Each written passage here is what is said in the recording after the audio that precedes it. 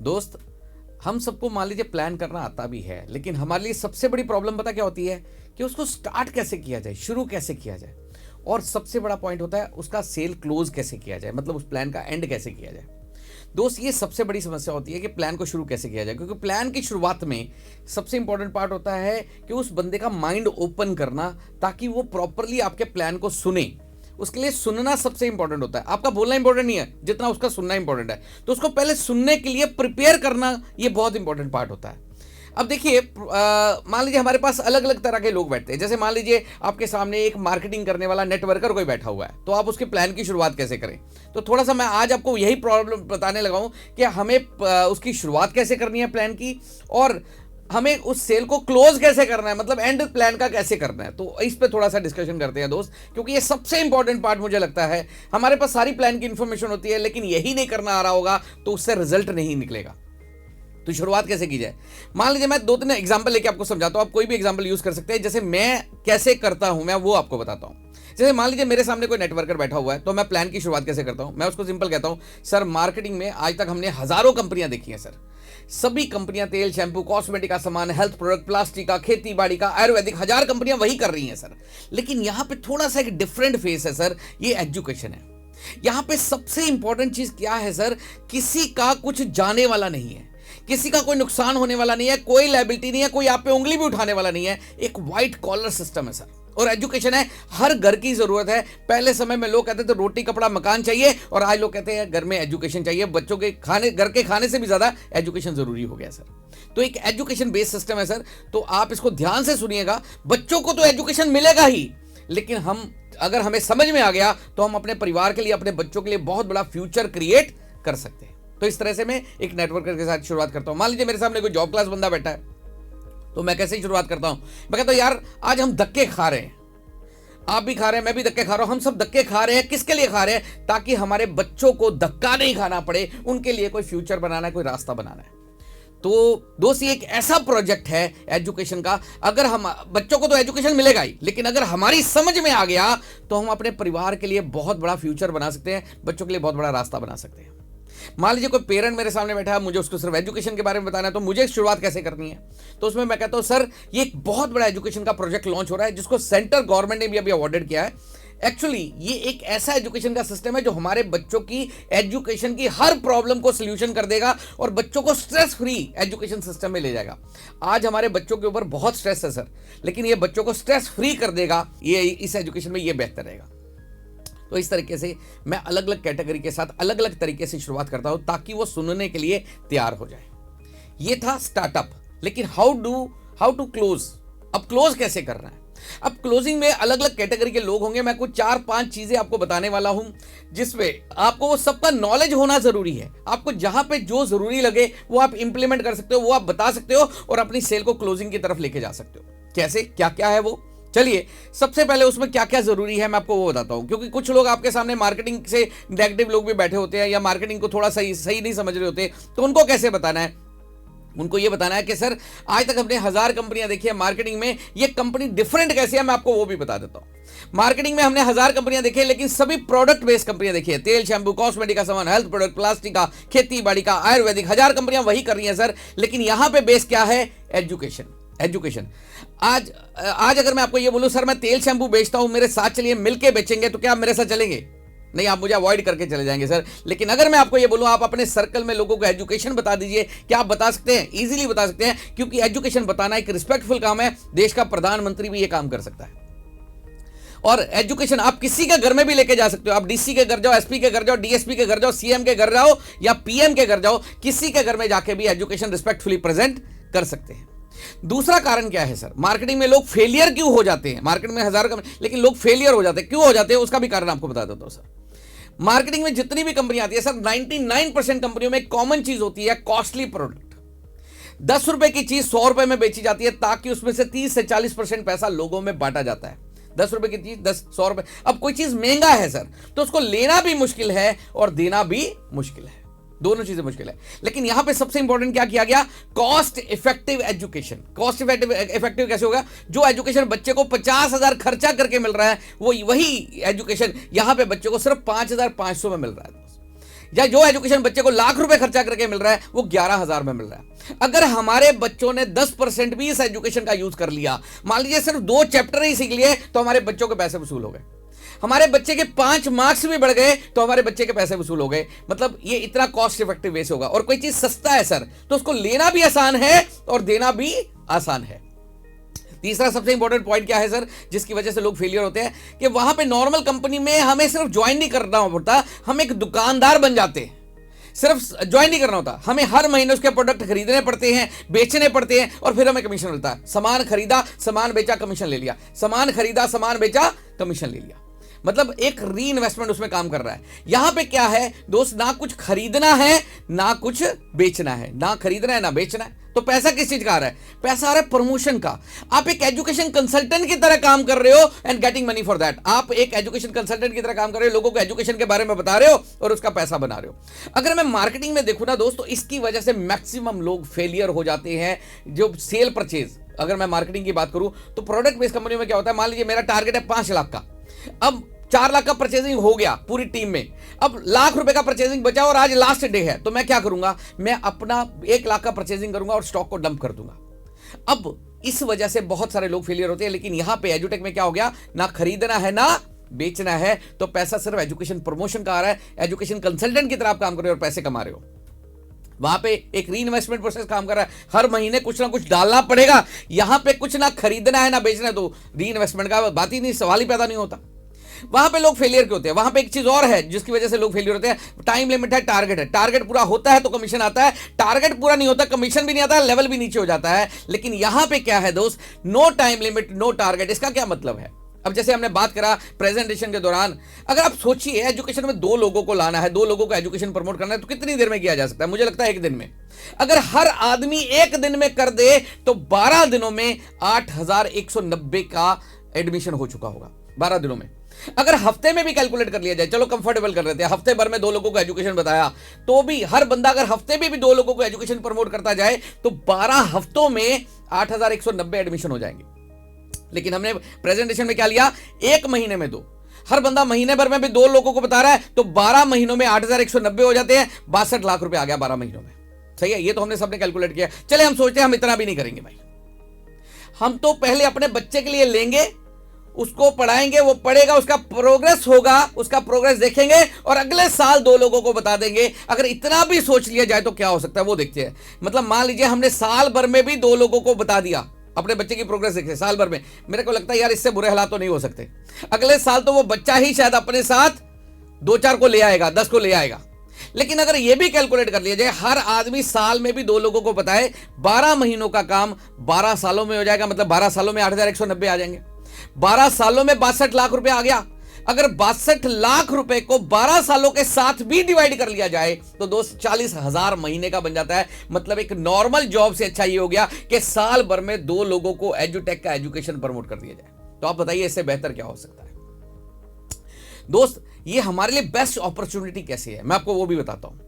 आज कोई भी बंदा काम करने से पहले, कहीं पे भी 1 रुपया लगाने से पहले 4 चीजें हर आदमी सोचता है। क्या क्या सोचता है कि मेरे लिए बेस्ट है या नहीं है, कैसे मेरे ये बेस्ट बिजनेस कैसे है। आज कोई भी बिजनेस करने से पहले 4 चीजें हर आदमी सोचता है। क्या क्या सोचता है? सबसे पहले प्रोडक्ट बेचना क्या है, दूसरा मार्केट में चलेगा कि नहीं चलेगा, तीसरा इन्वेस्टमेंट कितना करना है, और चौथा हर आदमी सोचता है रिस्क क्या है। कोई भी काम करने से पहले 4 चीजें हर आदमी सोचता है। मैंने यही 4 चीजें एजुटेक में सोची। What was the result?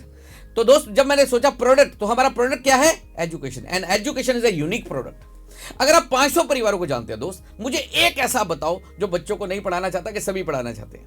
सभी पढ़ाना चाहते हैं। अच्छा, एजुकेशन का बिजनेस दुनिया का सबसे बढ़िया बिजनेस है। एजुकेशन लेने वाला करोड़पति बने या ना बने, एजुकेशन बेचने वाला जरूर बनता है।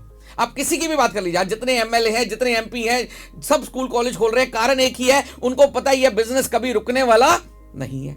मार्केट की बात करता हूं दोस्त, 100 करोड़ से ज्यादा पॉपुलेशन है। मतलब आज हम 150 करोड़ हो चुके हैं और हमें आगे बढ़ने के लिए कितने चाहिए? सिर्फ 2 लोग। अब एजुकेशन के लिए 2 लोग दोस्त मिल सकते हैं क्या? अरे यार, कहा जाता है कि मुर्दा को 4 मिल जाते हैं, हमें जिंदा रह के 2 नहीं मिलेंगे। चलो ये बात भी मैं छोड़ देता हूं। मैं कहता हूं आज हमारे भाई का बच्चा भी पढ़ने वाला है, बहन का बच्चा भी पढ़ने वाला है, पड़ोसी का बच्चा भी पढ़ने वाला है, दोस्त का बच्चा भी पढ़ने वाला है, तो हमें 2 नहीं मिलेंगे क्या? इतने गए गुजरे हम क्या? आज हर 2 सेकंड में एक बच्चा पैदा हो जाता है दोस्त, हर 2 सेकंड में एक बच्चा पैदा हो रहा है। तो ये बिजनेस कभी रुकने वाला नहीं है। कहने का मतलब ये है कि 150 करोड़ लगा है, 2 लोग मिलना किसी के लिए भी मुश्किल नहीं है। इन्वेस्टमेंट की बात करता हूं, कितना पैसा इन्वेस्ट करना पड़ेगा? 5500 नहीं तो 11000। आपने 5500 दे दिया या 11000 दे दिया, उसमें तो बच्चे को एजुकेशन मिल गया। बिजनेस में आपने क्या लगाया है? बिजनेस में क्या लगाया? तो दोस्त, अगर मैं बिजनेस की इन्वेस्टमेंट की बात करूं तो बिजनेस की इन्वेस्टमेंट क्या हुई? जो फीस दी, एजुकेशन मिल गई। बिजनेस में तो हमने लगाया कुछ भी नहीं, zero. Business investment is zero. और किसी बिजनेस में इन्वेस्टमेंट जीरो है सर, तो रिस्क क्या है? This is a business with zero investment and zero risk. लेकिन आने के लिए करोड़ रुपीस हैं, डिपेंड आप पे करेगा आप क्या सोचते हैं। दोस्तों, एसटीडी पीसीओ छोटा सा बिजनेस था। जिस बंदे ने आज से 30 साल पहले एसटीडी पीसीओ खोला तो उसने करोड़ों रुपए कमाए। मोबाइल का काम शुरू हुआ, जिस बंदे ने 20 साल पहले मोबाइल का काम किया उसने मोबाइल में करोड़ों बनाए। एजुकेशन में क्यूआर कोड और लाइव क्लास, ये आने वाला फ्यूचर है दोस्त। आप करो या ना करो, मैं करूं या ना करूं, ये रुकने वाला नहीं है। मतलब आज अगर हमारी समझ में आ गया तो हम अपने बच्चों के लिए बहुत बड़ा फ्यूचर इसमें क्रिएट कर सकते हैं। दोस्त, इसमें तीसरा पॉइंट मैं आपके साथ डिस्कस करने वाला हूं, ड्रीम बिल्डिंग। मतलब कैसे उस बच्चे को उसको एहसास करवाना। बिजनेस में अगर मान लीजिए आपके सामने कोई जॉब क्लास लोग बैठे तो आप एहसास करवा के भी उनका क्लोज कर सकते हैं। कैसे? मैं थोड़ा सा आपको उस चीज पे लेके चलता हूं। जैसे दोस्त, मैंने ये बिजनेस क्यों किया? मैं खुद एक जॉब क्लास परिवार से था, तो मैंने ये बिजनेस क्यों किया, मैं आपको वो बताता हूं। मैं अपने परिवार के लिए, मेरे मदर 27 साल स्कूल में पढ़ाते रहे, लेकिन अपना घर नहीं बना, किराए का घर ही रहा। मैं इस बिजनेस में क्यों आया, डायरेक्ट इस मार्केटिंग बिजनेस में क्यों आया? उसका एक ही कारण था, मैं अपने परिवार के लिए एक बढ़िया घर बनाना चाहता था दोस्त। लग्जरी हाउस, बहुत बढ़िया घर बनाना चाहता था अपने परिवार के लिए। अपने परिवार के लिए एक लग्जरी कार भी चाहिए थी दोस्त। कार किसी टाइम पे लग्जरी होती थी, लेकिन आज नेसेसिटी हो चुकी है। आज अगर परिवार में किसी की शादी होती है ना, तो हमें सोचना पड़ता है कौन से दोस्त की कार मांगी जाए। अच्छा, इतनी बारिश और इतनी गर्मी में अगर आज अपनी वाइफ या अपनी मदर या अपनी सिस्टर या अपने बच्चे अगर बस में चढ़ते हैं तो मुझे लगता है हमें अंदर से तकलीफ होती है। मुझे तो बहुत तकलीफ होती है। मुझे नहीं पता आपको होती है या नहीं होती, लेकिन मुझे बहुत तकलीफ होती है कि यार क्या अपनी औकात इतनी नहीं बनी कि हम एक कार ले सके। कार आज की डेट में एक नेसेसिटी बन चुका है दोस्त। और मैं तो ये कहता हूं कि कार नहीं है तो जीना बेकार है आज की तारीख में। तीसरा, मैं अपने पेरेंट्स के लिए कुछ करना चाहता हूं। सारी जिंदगी उन्होंने मेहनत करके मुझे बनाया है। मैं कुछ ऐसा करना चाहता हूं कि उनको प्राउड हो कि हमने अच्छे बेटे को जन्म दिया है। ऐसा कुछ करना चाहता हूं। Best education for my children, मतलब आज मैं अपने बच्चों के लिए बेहतरीन एजुकेशन चाहता हूं, दुनिया की बेहतरीन एजुकेशन। आज दोस्त हम धक्के खा रहे हैं, किसके लिए खा रहे हैं? आज हम धक्के इसके लिए खा रहे हैं कि यार अपने बच्चों को धक्का नहीं खाना पड़े। आज हम अपने बच्चों का बेस्ट फ्यूचर बनाना चाहते हैं दोस्त। हम सब वो बच्चों को वो सब देना चाहते हैं जो हमें भी नहीं मिला, वो भी हम अपने बच्चों को देना चाहते हैं। और मैं तो यहां तक सोचता हूं कि मेरे बच्चों को कल को फॉरेन में जाके भी पढ़ना चाहे तो मेरे पास इतना होना चाहिए कि मैं उनको फॉरेन में भी भेज सकूं। यहां तक सोचता हूं दोस्त। और क्या चाहिए? Respect, love, relation. दोस्त, सारी रिस्पेक्ट किसकी होती है? जिसकी जेब में पैसा होता है। जिसकी जेब में पैसा नहीं होता, गली का कुत्ता भी नहीं पूछता उसको दोस्त। आज रिश्तेदार किसके हैं? जिसकी जेब में पैसे हैं। नहीं तो कोई रिश्तेदार नहीं है दोस्त। एक समय पे आके तो माँ बाप भी छोड़ देते हैं, वो भी कहते हैं निखट्टू हमारे घर में पैदा क्यों हो गया। और दोस्त, गर्लफ्रेंड भी छोड़ जाती है अगर जेब में पैसे ना हो। वो भी कहती है खुद भूखा नंगा मुझे क्या खिलाएगा। मान सम्मान हो या रिश्ते हो, ये सब उसी के पास है आज जिसकी जेब में पैसे। कहते हैं माल है तो ताल है, वरना बुरा हाल है। और क्या चाहिए दोस्त? Tension free life. आज हमारी जिंदगी में 95% जो प्रॉब्लम है उसका इलाज पैसा है। हमारी पैसे की प्रॉब्लम सॉल्व हो जाए तो लाइफ में 95% प्रॉब्लम हमारी सॉल्व हो जाती है दोस्त। तो प्रॉब्लम का इलाज ही पैसा है दोस्त। पैसा भगवान नहीं है, लेकिन भगवान से कम भी नहीं रह गया अभी। कोई भी विटामिन कम हो चलेगा, लेकिन विटामिन एम कम नहीं होना चाहिए। वो विटामिन एम अगर हमारे पास है तो सारे विटामिन पूरे किए जा सकते हैं। तो सबसे इंपॉर्टेंट हो गया दोस्त टेंशन फ्री लाइफ। हम सब चाहते हैं, हम सब चाहते हैं हमारी जिंदगी में टेंशन खत्म है। तो उसका इलाज है पैसे की प्रॉब्लम को सॉल्व करना होगा। और क्या चाहिए? डेब्ट फ्री लाइफ, कर्जा मुक्त जिंदगी। आज हाउसिंग लोन, कार लोन, ये लोन, वो लोन, 100 लफड़े हम लोगों ने पाल रखे हैं। हम सब क्या चाहते हैं? यार कोई रास्ता मिल जाए, 2-4 साल मेहनत किया जाए और कुछ ऐसा हो जाए कि हमारे दरवाजे पे कोई मांगने वाला ना आए, हमें किसी का 1 रुपया भी ना देना हो। डेब्ट फ्री लाइफ हम सब चाहते हैं। और क्या चाहते हैं? सिक्योरिटी। सिक्योरिटी कहां पे है दोस्त? जॉब पे जा रहे हैं तो सैलरी मिल रहा है, जॉब पे जाना बंद, सैलरी बंद। बिजनेस कर रहे हैं, दुकान खोल रहे हैं, पैसा आ रहा है, दुकान बंद तो पैसा बंद। सिक्योरिटी कहां पे है? लेकिन मुझे एजुटेक में वो सिक्योरिटी नजर आई दोस्त। क्यों? क्योंकि ये एक एजुकेशन सिस्टम है। आप एजुकेशन सिस्टम में ही सिर्फ ये सिक्योरिटी, आप एक स्कूल खोल दीजिए, 5 साल उस स्कूल में मेहनत कर दीजिए, वो स्कूल आपके बच्चों को, उनके बच्चों को 100 साल तक पालता है। मतलब अगर एक एजुकेशन सिस्टम में 5 साल मेहनत कर दिया जाए तो हमारी जिंदगी उतनी सिक्योर हो जाती है। अंडरस्टैंड करिएगा। और यहां पे भी मुझे वही चीज नजर आई, फर्क सिर्फ इतना था, ये फिजिकल ना होकर के क्लाउड के ऊपर कैंपस है जिसमें पूरे इंडिया का बच्चा आपके कैंपस में पढ़ सकता है। और इवन नॉमिनेशन इज देयर। भगवान ना करे हमारे साथ कोई मिस हैपनिंग हो जाता है तो पूरा बिजनेस नॉमिनी के नाम से ट्रांसफर हो जाता है, मतलब जिंदगी के साथ भी और जिंदगी के बाद भी। तो मतलब अगर हमने मेहनत कर दिया तो हमारे बच्चों की भी जिंदगियां सिक्योर हो जाएंगी। और क्या चाहिए दोस्त? Foreign tour with family. Foreign tour with family. हम अपने बच्चों को पूरी दुनिया घुमाना चाहते हैं दोस्त, पूरी दुनिया। मैं चाहता हूं कि मेरे बच्चे कुएं के मेंढक बन के ना रहें, उनको मुझे पूरी दुनिया दिखाना है। ये सब चीजें हम चाहते हैं दोस्त। मैं आप सबसे एक सवाल पूछना चाहता हूं। चलिए, इनमें से जो चीज आपको नहीं चाहिए, एक बार अपने दिल पे हाथ रखिए और बोलिए कि सर ये नहीं चाहिए। एक बार सोचिए तो सही दोस्त। सब चाहिए, सब चाहिए। चलिए, आज हम सोचते हैं कि हम एक जॉब कर रहे हैं, हमें 50,000 महीने की नौकरी मिल गई है, या चलो 10, 12, 15 लाख रुपए लगा के एक बिजनेस शुरू कर दिया है। हम 10 साल भी अगर ये जॉब या बिजनेस करते रहें तो क्या ये हो सकता है? सोचिए एक बार। शायद नहीं, शायद इनमें से कुछ भी हासिल नहीं होगा। चलिए 20 साल कर लेते हैं, फिर क्या हो सकता है? नहीं, शायद 20 साल में भी नहीं हो सकता, और शायद पूरी जिंदगी में भी नहीं हो सकता। तो फिर आज सोचने की जरूरत है। चलिए अब एजुटेक के बारे में बात करता हूं। एजुटेक के बारे में बात करता हूं। हम मिल करके इस एजुटेक में 3 से 4 साल जोर लगा देते हैं, मिल करके 3 से 4 साल जोर लगा देते हैं। अब सोचिए, क्या एजुटेक में यह सब हो सकता है क्या? अब यहां पे देखिए एक चीज, यहां पे कुछ जाने वाला नहीं है, कुछ नुकसान होने वाला नहीं है, कोई लायबिलिटी नहीं है। आप करो ना करो, मैं करूं ना करूं, ये रुकने वाला भी नहीं है। लेकिन मिल करके 3 से 4 साल जोर लगा दिया जाए, क्या यहां पे ये हो सकता है? यस।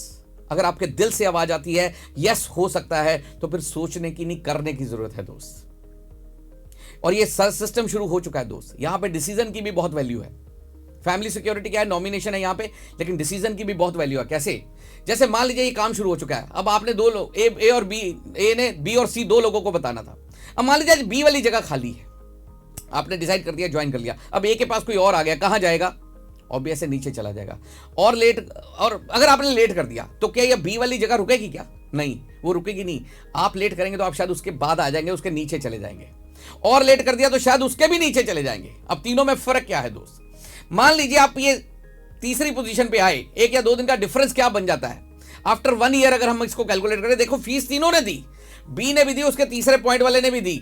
फीस तीनों ने 11,000 दी, तीनों ने पैसा लिया, तीनों ने पैसा दिया, तीनों ने एजुकेशन लिया। लेकिन तीनों के डिसीजन का 1 या 2 दिन का फर्क, 1 साल बाद क्या होगा मैं आपको वो दिखाता हूं। मान लीजिए अब आपने यहां पे 500 एडमिशन आपके पास हो गए, 1000 एडमिशन टोटल आपके साथ हो गए, तो कंपनी की तरफ से आपके घर में करीब करीब 7.5 लाख रुपए अगर मैं बात करूं तो आपके घर पे आ चुका होता है। लेकिन अगर मैं बात करूं अगर इसके ऊपर वाले की क्या पोजीशन होगी, उसकी तो एक तरफ 1000 स्टूडेंट क्रिएट हो गया, अगर दूसरी तरफ भी 1000 स्टूडेंट मेहनत करके क्रिएट कर लिया तो उसके हो गए 2000 स्टूडेंट, घर में चला गया 15 लाख रुपए। उसके ऊपर वाले की बात करूं, उसके एक तरफ 2000 स्टूडेंट है, दूसरी तरफ मेहनत करके उधर भी 2000 स्टूडेंट क्रिएट हो गया, तो उसके साथ हो गए 4000 स्टूडेंट, तो घर में चला जा चुका है 30 लाख रुपए। अब आपको यह डिसीजन लेना है कि आपको कहां पे आना है, बी वाली जगह पे या नीचे वाली जगह पे, ये आपको डिसाइड करना है दोस्त। कहते लाइफ इज योर्स और डिसीजन इज योर्स। कहते किस्मत दरवाजा नॉक करती है, खोलना नहीं खोलना अपने हाथ में होता है। तो मैं आपको यही कहूंगा कि अगर क्लियर हो चुका है तो don't delay it even a single minute, क्योंकि हो सकता है 1 मिनट बाद ही कोई आ जाए और आपकी टीम शुरू हो जाए, ये भी पॉसिबल है। चलिए, thank you so much for listening me, thank you so much.